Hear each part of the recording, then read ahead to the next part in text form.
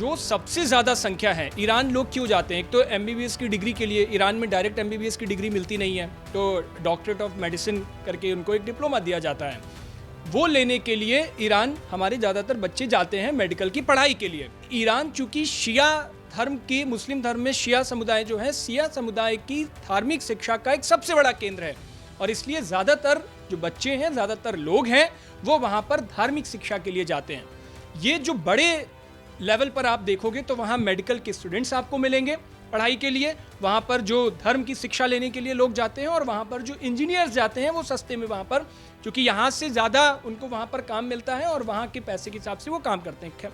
क्या China Iran की मदद करेगा अगर ये अटैक होता है? आपको क्या लगता है? तो इस पर ये आप स्टेटस पहले समझिए कि कभी भी चाइना डायरेक्ट इन्वॉल्व नहीं होगा ईरान और अमेरिका के, यूएस के इस युद्ध में। जो भी वहाँ ईरान में हो इस वक्त, जो भी भारतीय हैं वो तुरंत देश छोड़कर निकले, एम्बेसी का साफ ये कहना है। लेकिन इसके पीछे ये एक लॉजिक है कि आखिर एजेंसी को ऐसा क्यों कहना पड़ा, जो इंडियन एम्बेसी है उसे ऐसा क्यों कहना पड़ा, क्योंकि नमस्कार, मैं हिमांशी राजपूत और आप देख रहे हैं भारत एक्सप्रेस डिजिटल। ईरान में जिस तरीके से हिंसक प्रदर्शन चल रहे हैं उसी के मद्देनजर रखते हुए इंडिया एम्बेसी ने एक एडवाइजरी जारी की है बाकी इंडियंस के लिए। आपको बता दें, उन्होंने अपील की है कि जल्दी से जल्दी ईरान को छोड़ा जाए। लेकिन अब सवाल यह है कि आखिर इंडिया एम्बेसी ने इस तरीके का ऐलान और एडवाइजरी जारी क्यों की है। बस इसी मुद्दे पर हमारे साथ बातचीत करने के लिए हमारे सहयोगी हैं, राशिद जी हैं, उज्जवल जी हैं, तो चलिए इनसे बात करते हैं। तो सर, जैसा कि हम सब देख ही सकते हैं कि बहुत व्यापक रूप पर अब जो प्रदर्शन है उसने मोड़ ले लिया है और अब इसी दौरान इंडिया एम्बेसी की तरफ से एडवाइजरी जारी की है कि जल्दी से जल्दी ईरान को छोड़ा जाए। देखिए, ईरान के जो हालात हैं वो अभी भी बहुत ही चिंताजनक बने हुए हैं, क्योंकि मैं आपको बता दूं, पिछले कई दिनों से, पिछले साल दिसंबर के लास्ट से वहाँ पर जो हंगामा मचा, जो विरोध प्रदर्शन शुरू हुआ, वो धीरे धीरे आंदोलन में बदल गया। लेकिन अब ये कह पाना मुश्किल है कि ईरान का भविष्य क्या है। ईरान में अब कुछ भी हो सकता है, क्योंकि अगर ऐसा नहीं होता तो तेहरान में जो इंडियन एम्बेसी है वो एम्बेसी जो है वो जारी नहीं करती। उसने साफ कहा है कि जो भी वहाँ पे पर्यटक हों, जो घूमने गए हों, जो व्यापारी हों, जो भी आते हों, जो भी वहाँ ईरान में हो इस वक्त, जो भी भारतीय हैं वो तुरंत देश छोड़कर निकले, एम्बेसी का साफ ये कहना है। लेकिन इसके पीछे ये एक लॉजिक है कि आखिर एजेंसी को ऐसा क्यों कहना पड़ा, जो इंडियन एम्बेसी है उसे ऐसा क्यों कहना पड़ा, क्योंकि लगता है कि क्या वहाँ कुछ बड़ा होने वाला है। क्योंकि ईरान में जो प्रोटेस्ट चल रहा है वो पीछे से अमेरिका जो कि खूब हवा दे रहा है उसको, अमेरिका में डोनाल्ड ट्रंप के लगातार बयान सामने आ रहे हैं। अमेरिका कुछ बड़ा करने वाला है, क्या वहाँ पे हमला करने वाला है। और दूसरी ओर जो ईरान के, अभी पिछले दिन की मैं आपको बात बताऊँ, ईरान के साथ टर्की देश खड़ा हुआ था और उसने ये बोला था कि ईरान पे कोई भी कार्रवाई ना की जाए, क्योंकि अगर ऐसा होगा तो बड़े एक क्षेत्र में संकट पैदा होगा। इसलिए अगर जो भी बात है वो मध्यस्थता के तरीके से सुधारी जाए और ये सुधार की पहल जो है वो ईरान के अंदर से होनी चाहिए। इसके साथ ही और भी मुस्लिम देश अब खड़े हुए हैं या नहीं खड़े हुए हैं ये बात की चीज़ है। लेकिन अब ये साफ़ हो गया है कि जो ईरान की जो राजधानी है तेहरान, वहाँ पे जो इंडियन एम्बेसी है उसने क्लियर कट कह दिया है कि जो भी भारतीय हैं वो वहाँ पर तत्काल छोड़ें, चाहे वो घूमने गए हों, चाहे वो पर्यटक हों, चाहे वो रहने वाले हों या कारोबारी हों, कुछ भी हों, और छात्र भी हों, तुरंत कमर्शियल फ़्लाइट करें और वहाँ से निकलें। अब ये कह पाना मुश्किल है, क्योंकि ईरान का भविष्य क्या होगा। जैसा कि ईरान के हालात हैं और इसी वजह से जो भारतीय सरकार है उसके लिए बहुत प्राथमिकता बन गई है कि वहाँ पर जो हमारे इंडियंस हैं उनकी जो सुरक्षा है वो पहली प्राथमिकता है। मैं आपसे उज्जवल जी जानना चाहूँगी, हमारे बहुत से इंडियंस हैं जो ईरान में रहते हैं, काम करते हैं, तेहरान जैसी जो राजधानी है वहाँ पर भी बसे हुए हैं, वो वहाँ क्या काम करते हैं और अगर उन्हें वापस इंडिया बुला लिया जाता है तो किस तरीके का असर दिखाई देगा? पहले तो आप ये समझने की कोशिश करिए हिमांशी कि ये जो कुछ चल रहा है, इंडिया की बहुत दिनों से इस पर नज़र है और ना सिर्फ नज़र है बल्कि हमारी प्लानिंग प्लॉटिंग भी चल ही रही होगी। जाहिर सी बात है, जिस तरीके से पिछले आपने बीते बुरे साल देखा कि कई देशों के बीच युद्ध चला, वर्ल्ड वॉर 3 जैसी स्थिति भी बताई गई। खैर, अब जिस एडवाइजरी का आप अभी जिक्र कर रही हैं, भारतीय दूतावास, वहाँ पर एम्बेसी ने एडवाइजरी दी है कि वहाँ पर हमारे जो भी लोग हैं वो भारत वापस आ जाएं। पहले ये समझते हैं कि ईरान में कितने लोग हमारे हैं। लगभग 10 साढ़े 10 हज़ार के आसपास लोग हैं। शायद अगर मेरी जानकारी ठीक है तो 400-450 के आसपास भारतीय मूल के लोग हैं और बाकी बचे हुए लोग ईरान में रहते हैं वीज़ा पर। अब जो सबसे ज़्यादा संख्या है, ईरान लोग क्यों जाते हैं? एक तो एमबीबीएस की डिग्री के लिए, ईरान में डायरेक्ट एमबीबीएस की डिग्री मिलती नहीं है, तो डॉक्टरेट ऑफ मेडिसिन करके उनको एक डिप्लोमा दिया जाता है। वो लेने के लिए ईरान हमारे ज़्यादातर बच्चे जाते हैं मेडिकल की पढ़ाई के लिए। लगभग 2-2.5 हज़ार बच्चे ईरान में मेडिकल की पढ़ाई अभी कर रहे हैं। उसके बाद ईरान चूंकि शिया धर्म की, मुस्लिम धर्म में शिया समुदाय जो है, शिया समुदाय की धार्मिक शिक्षा का एक सबसे बड़ा केंद्र है, और इसलिए ज़्यादातर जो बच्चे हैं, ज़्यादातर लोग हैं, वो वहाँ पर धार्मिक शिक्षा के लिए जाते हैं। ये जो बड़े लेवल पर आप देखोगे तो वहाँ मेडिकल के स्टूडेंट्स आपको मिलेंगे पढ़ाई के लिए, वहाँ पर जो धर्म की शिक्षा लेने के लिए लोग जाते हैं, और वहाँ पर जो इंजीनियर्स जाते हैं वो सस्ते में वहाँ पर, चूँकि यहाँ से ज़्यादा उनको वहाँ पर काम मिलता है और वहाँ के पैसे के हिसाब से वो काम करते हैं। तो ये सबसे ज़्यादा नंबर्स आपको वहाँ देखने को मिलेंगे, और सबसे ज़्यादा जो भारतीय हैं वो तेहरान में रहते हैं। अब इस पर सबसे बड़ी बात कि भारत को अचानक से ऐसा क्यों लगा, क्योंकि ये जो वॉर जैसी और वहाँ पर प्रदर्शन जैसी जो स्थिति चल रही है, ये तो दिसंबर से चल रही है। नवंबर के लास्ट में ही आपको धीरे धीरे दिखने लगी थी वहाँ पर जो परिस्थितियाँ बनने लगी थी। अब भारत ने एडवाइजरी क्यों दी? क्या भारत को ये कहीं से इंडिकेट हो गया है कि अमेरिका कुछ बड़ा स्टेप लेने वाला है? क्या भारत को ये लगने लगा है कि वेनेजुएला जैसा असर ईरान में हो सकता है, इसीलिए स्टेप लिया गया है?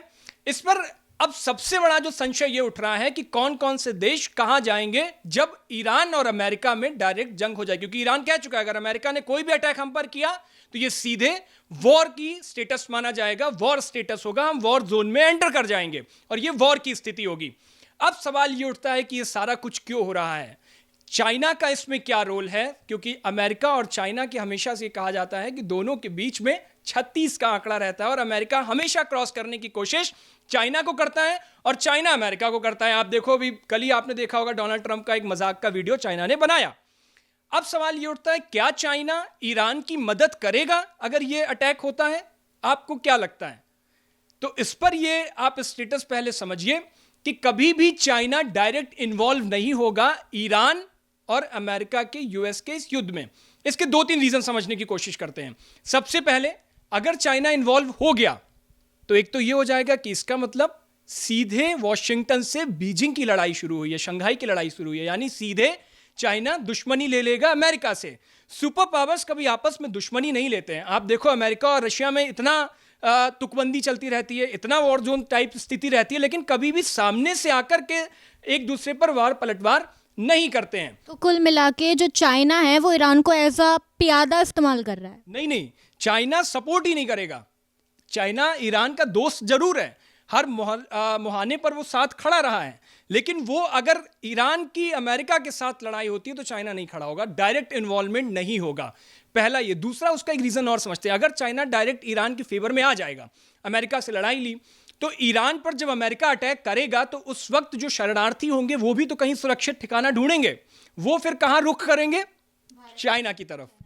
जब चाइना में रुख करेंगे तो चाइना के ऊपर प्रेशर बढ़ेगा। चाइना अभी वैसे भी पूरा मनी माइंडेड, बिजनेस माइंडेड, और अपने जो मिडिल ईस्ट में नेटवर्क चाइना का है वो इस वक्त बहुत तगड़ा स्टेटस है चाइना का। तो चाइना कभी नहीं चाहेगा कि वहाँ के ईरान के शरणार्थी आकर के चाइना में रुके और चाइना की जो अर्थव्यवस्था है उस पर बोझ पड़े। तो ये 2-3 रीज़न जो मुझे लगते हैं फिलहाल के स्टेटस आज तक की अगर मैं बात करूं, जब हम ये चर्चा कर रहे हैं और भारत एडवाइजरी जारी कर चुका है, तो उसमें जो बड़ी बड़ी 2-3 चीज़ें ये हमें समझ में आती हैं वो ये समझ में आती हैं कि शायद अब एक स्टेप आगे होने वाला है कुछ। शायद अब स्थितियां हाथ से ईरान के भी निकल रही है और शायद हो सकता है अमेरिका भी अब पूरा मूड में आ गया है और ये इंडिकेशन इंडिया को कहीं से मिला है कि कुछ बड़ा होने वाला है। तो मुझे लगता है कि अगले 24-48 घंटे शायद बहुत संवेदनशील भी होने वाले हैं और इसीलिए एडवाइजरी जारी करने का मतलब ही यही होता है। आप देखो, ज़रूर कोई ना कोई बड़ी घटना होने वाली है तब ये एडवाइजरी जारी की जाती है और अपने लोगों को वहाँ से वापस बुलाया जाता है। ये एक दबाव डालने की कोशिश भी होती है और ये एक अपने लोगों को सुरक्षित ठिकाने पर वापस लाने की कोशिश भी होती है, जिससे कोई ऐसी स्थिति बनती है तो ये मैसेज ना जाए कि भारतीय लोगों को या भारतीय मूल के लोगों को इससे नुकसान हुआ, मारे गए, ऐसी कोई हेडलाइंस ना बने, जो अभी तक मुझे समझ में आता है। कुल मिला के भारत को ऐसा लग रहा है कि अमेरिका अब अटैक कर ही देगा ईरान पर। हाँ बिल्कुल, इसीलिए तो एडवाइजरी जारी कर दी है। और ये अभी तक तो सारे मतलब इसकी प्रोबेबिलिटी ऐसी लगती थी 20-80% वाली, अब ये प्रोबेबिलिटी बढ़ गई है, अब ये प्रोबेबिलिटी 50-50 की हो गई है। आप देखो, एलॉन मस्क ने ये ऐलान किया है कि ईरान में चूंकि इंटरनेट सारा कुछ बंद कर दिया गया है, तो एलॉन मस्क का आज ही एक स्टेटमेंट आया है, वो कह रहे हैं कि हम स्टार लिंक के थ्रू इंटरनेट ईरान के उन प्रोटेस्टर्स को प्रोवाइड कराएंगे। इसका क्या मतलब हुआ? जब आप इंटरनेट बंद कर देते हो, कहीं पर प्रदर्शन की स्थिति होती है, तो आप कनेक्टिविटी को ब्रेक कर देते हो, जिससे कि कोई भी अप्रिय जैसी घटनाएं फैले ना, कोई भी अफवाह हो तो वो फैले ना, लोगों की कनेक्टिविटी टूट जाए।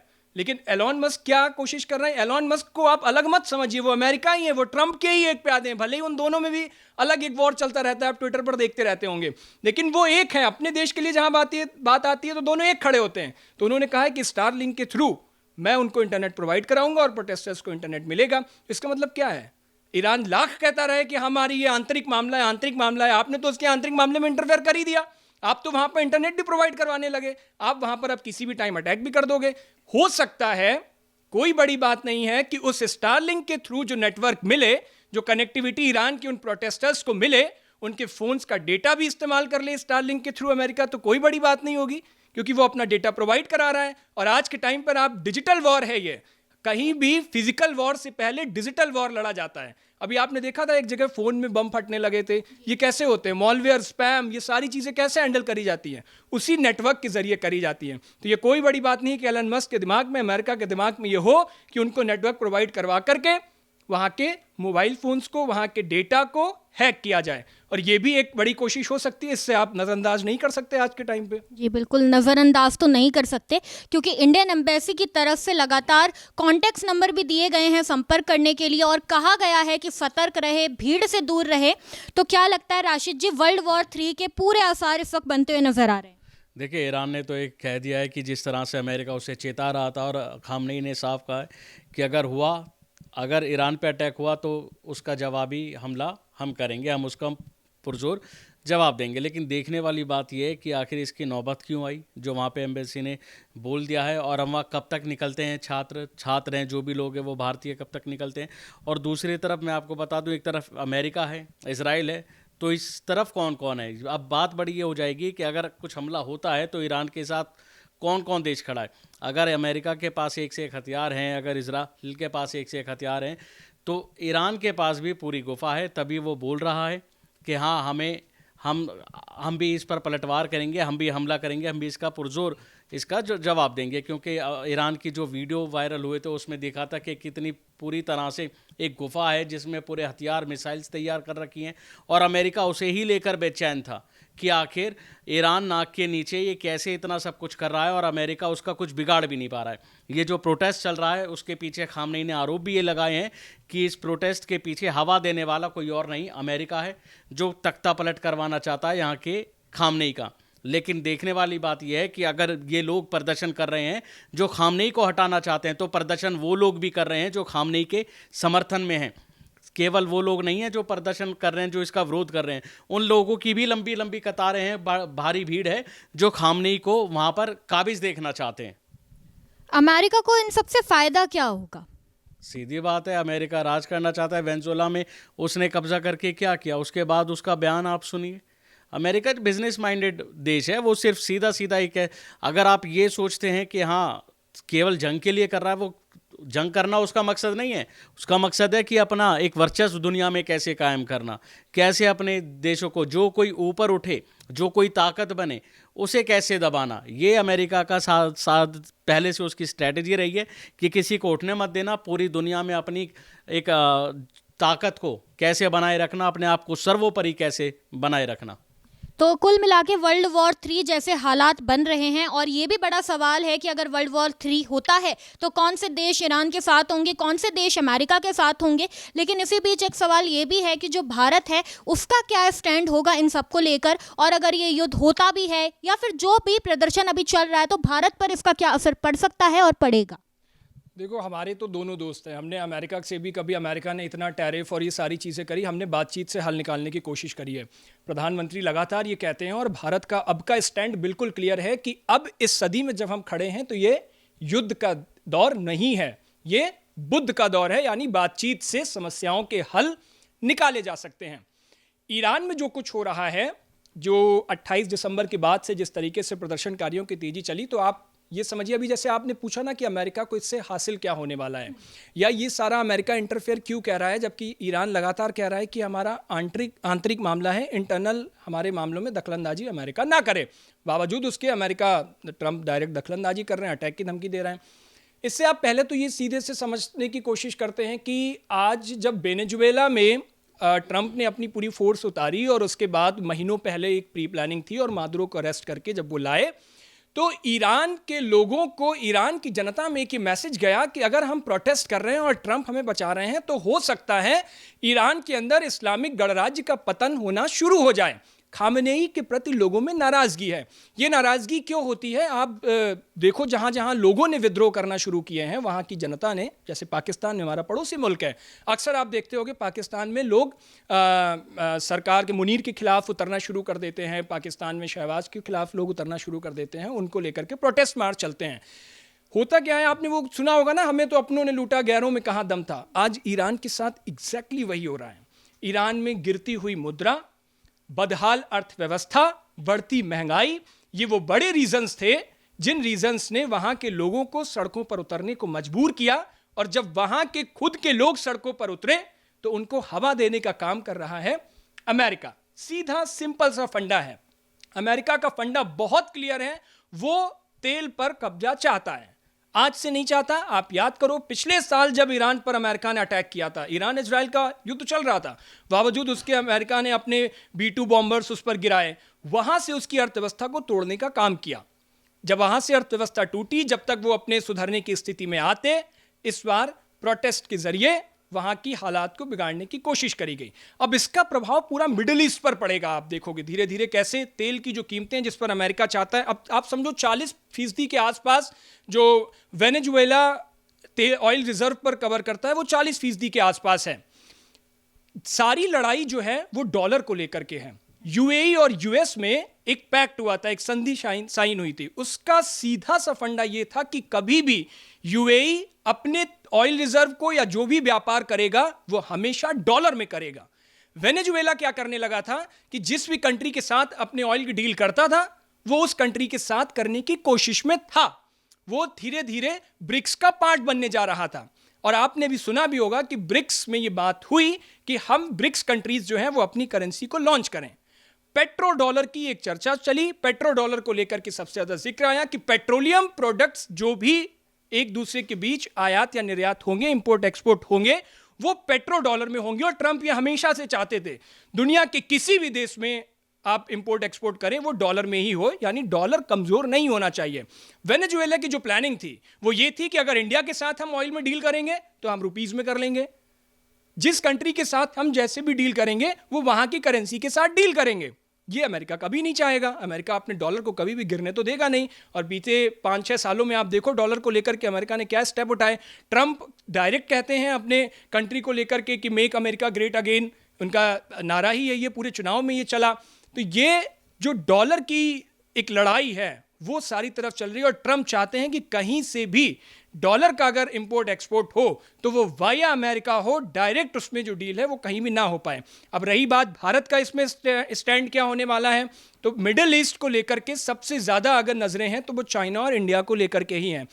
वजह, इंडिया के पास सबसे बड़ा कंज्यूमर मार्केट है आज के दौर में पूरी दुनिया के अंदर, और चाइना जो अर्थव्यवस्था के मामले में और व्यापार के मामले में चाइना का भी शानी आज के टाइम पे दुनिया में कोई नहीं है। जिस कम कीमत पर चाइना आपको दुनिया के अंदर अपना आइटम प्रोडक्ट प्रोवाइड करवा देगा, वो अभी मिडिल ईस्ट में आसपास कोई भी ऐसा देश नज़र नहीं आता है। इंडिया और चाइना की आप देख ही रहे हो करीबी बढ़ी रही है, जिसकी वजह से ट्रंप बौखला गए थे और ट्रंप ने लगातार टैरिफ की बात करी। अब उन्होंने ये और कह दिया कि ईरान से जो ट्रेड कर रहे हैं उन पर 25% टैरिफ हम और लगा देंगे, यानी अब इंडिया पर टैरिफ हो गया 75%। अभी वो लागू हुआ नहीं है, 50 तो चल रहा था, 25 की बात कही है। इंडिया फिर भी स्टैंड बहुत क्लियर रहने वाला है। हिमांशी, मैं आपको बताऊं, जहां तक मुझे लगता है ईरान भी हमारा दोस्त है, हम उसके साथ भी लगातार ट्रेड करते हैं, और अमेरिका भी हमारा दोस्त है, हम उसके साथ भी ट्रेड कर ही रहे हैं। बातचीत से हल दोनों जगह के निकाले जा रहे हैं। फिर भी अगर ऐसी कोई स्थिति बनती है कि भारत किसके साइड में खड़ा रहेगा, तो मुझे ऐसा लगता है कि अभी जब यूक्रेन और रशिया का वॉर हो रहा था, तब भी ये कहा गया था कि भारत कहाँ पर खड़ा रहेगा। हम दोनों देशों से लगातार बातचीत करते रहे। हम गाजा और लेबनान की जब लड़ाई हो रही थी, तब भी ये बात पूछी गई कि भारत कहाँ खड़ा रहेगा। भारत ने दोनों देशों को समझाने की कोशिश की। आज अगर नसीहत देनी पड़ जाए और ये कहना पड़ जाए कि भारत कहाँ खड़ा रहेगा, तो चाइना भारत से ही सीख रहा है। जैसे भारत का स्टैंड है ना, बुद्ध की राह, बुद्ध का क्या रास्ता होता है, मध्यम मार्ग, मिडिल मार्ग जो होगा, वो भारत वहाँ पर खड़ा रहेगा। और भारत दोनों देशों को यही समझाने की कोशिश करेगा कि ये युद्ध का दौर नहीं है, ये बुद्ध का दौर है। सिंगल स्टैंड किसी भी कंट्री के लिए मुझे नहीं लगता कि अब डिप्लोमेसी ये कहती है कि आप खड़े हो जाएं, कि ईरान के लिए हम खड़े हो गए या अमेरिका के लिए खड़े हो गए और हमने डायरेक्ट उससे दुश्मनी ले ली। ऐसा दौर मुझे नहीं लगता कोई भी भारत जैसा देश, जो अब अपनी अर्थव्यवस्था पर लगातार उठता हुआ नजर आ रहा है, वो ऐसा करेगा आज के दौर में। कुल मिलाकर जो भारत है वो बीच का रास्ता निकालने की कोशिश करेगा। और अगर ईरान की हालात देखें तो वर्ल्ड वॉर जैसे हालात बन रहे हैं और दिन बर दिन जो हालात है और ज़्यादा बिगड़ रहे हैं। तो कुल मिला के जिस तरीके की वर्ल्ड वॉर की स्थिति बन रही है, उसमें जो भारत है वो बीच का रास्ता ही निकालने की कोशिश करेगा। वहीं अगर ईरान की बात करें तो ईरान के जो हालात है वो बद से बदतर होते नजर आ रहे हैं। अब ऐसे में इंडियन एम्बेसी ने एडवाइजरी जारी कर दी है इंडियंस के लिए कि वो जल्दी से जल्दी ईरान को छोड़े। अब देखना यह होगा कि आगे इस मुद्दे पर क्या कुछ होता है। ये जानने के लिए देखते रहिए भारत एक्सप्रेस। नमस्कार।